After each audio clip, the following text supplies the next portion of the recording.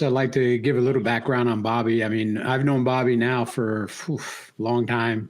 I mean, there were no gray hairs on you at all when I first met you.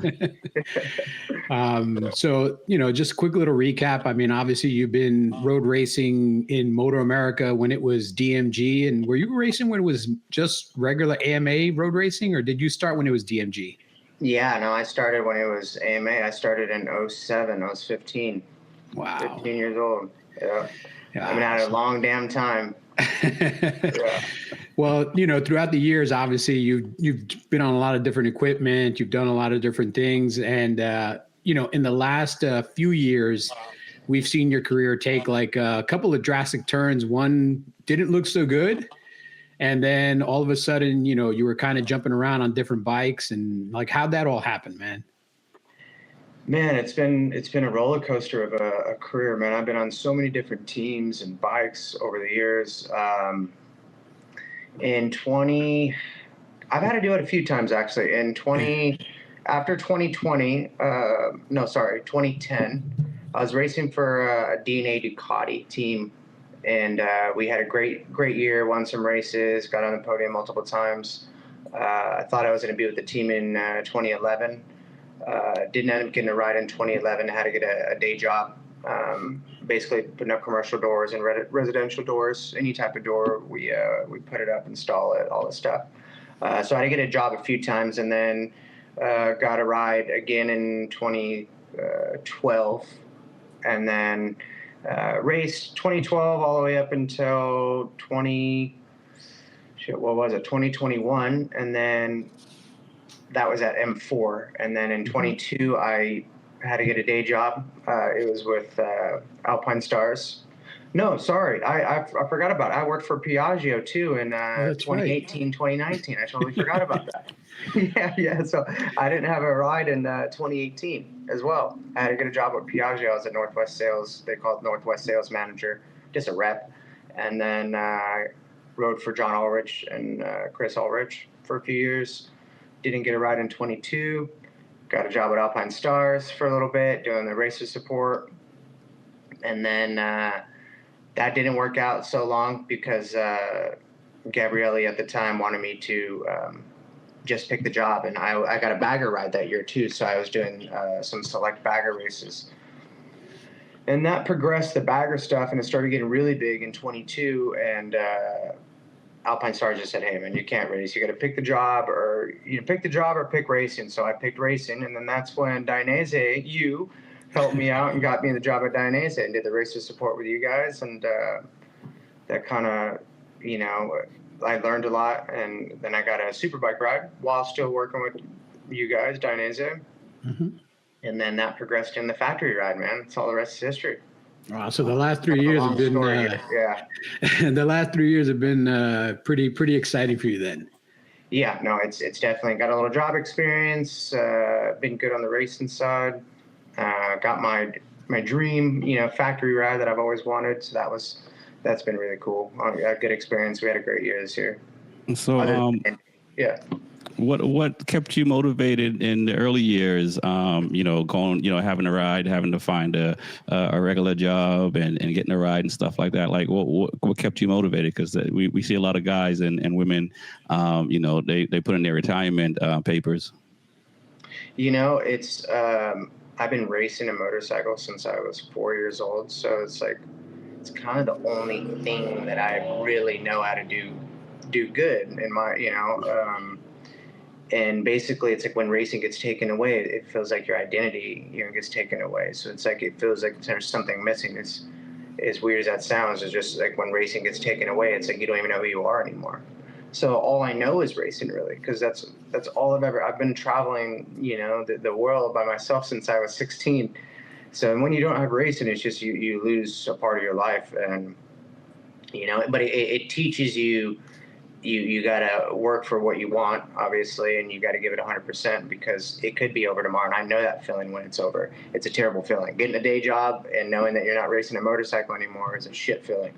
It's a shit feeling. But we all got to do it at some point. We're not, American racers, we're not making $1 million, multi-million dollars every year. So we at some point, we're all going to have to get a job. Right. So, No, I agree there. No one likes to go back and go to work. no. And what was that transition like? Like you were on the wrench team, you ended up the number one Yamaha that year in points. Was this something that was kind of pre-written that you were going to go to Yamaha, or again, it was just kind of an opportunity that presented itself? Honestly, it was an opportunity that presented itself because there was rumor. So we had a good season in 23 with the wrench team on the R1. We had a great season, won some races, a lot of podiums, third in the championship, or second or third. Well, yeah, third, I think. And how did it work out? So basically, there was a rider leaving Attack. I heard that Cam Peterson was going to leave Attack, or they were going to let him go, or something like that. So I called Yamaha and just told them, hey, I'm available.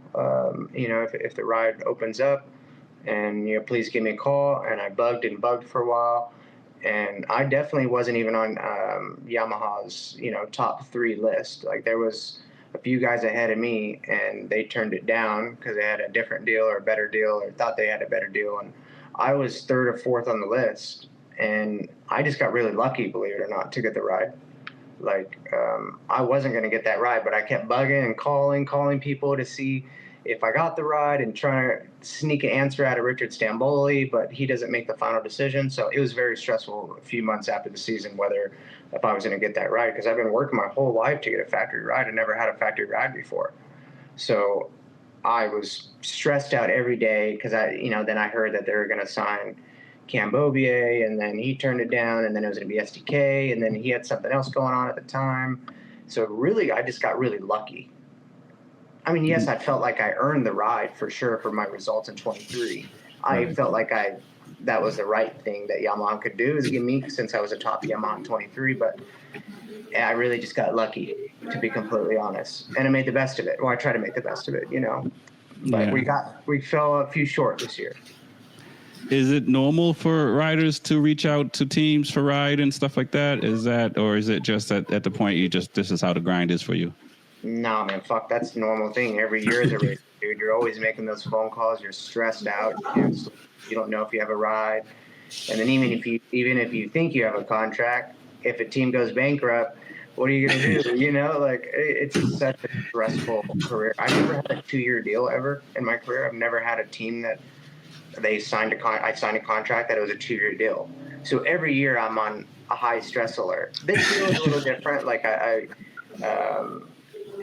my contract now is like if I get top 3 in the championship, it's an automatic renewal.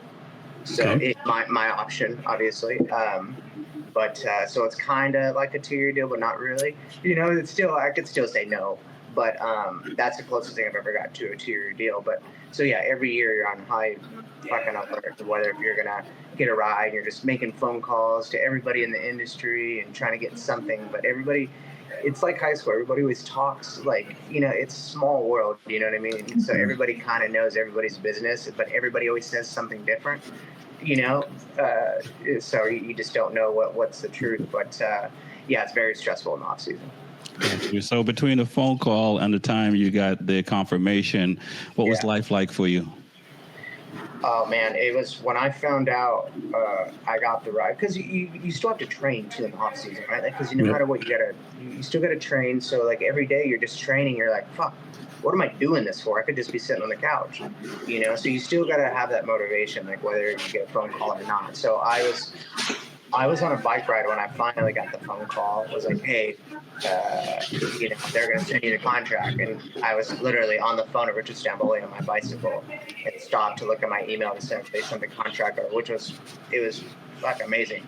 And then all my training sessions got a little bit better because you had a little bit more motivation to do better, So that was, I think that was in December last year. Yeah, or this year, sorry. No, last year. Yeah, November, December I found out. So they had a month or two. So they stretch it out quite a while, because the end of the season is September. So that's a few months of stressing for sure. Yeah, no, it was, dude. It's so. I mean, I've aged just in that little period of time. It's brutal.